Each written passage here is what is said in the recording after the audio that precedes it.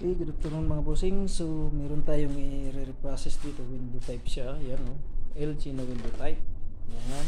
Yan. Sobrang dumi na nito, oh. Okay. Mula kasi nung pinagawa ito sa akin, magdadalawang taon na. Ni-reprocess din natin ito. Hindi man lang pina-cleaning. Oh, ngayon. Tumawag sa akin. Ayan, oh. Hindi pina-cleaning ni may-ari.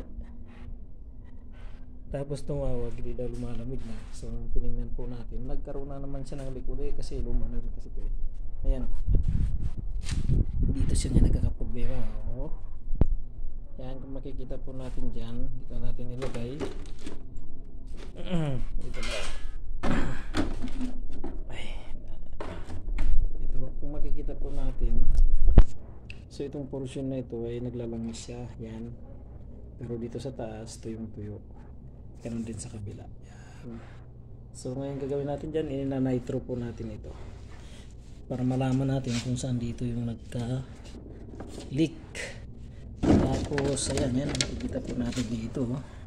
So nandito po yung mga langis. Yan. Ayan, sobrang lumi na. Sa condenser, tuyo naman. Ayan, oh, tuyo.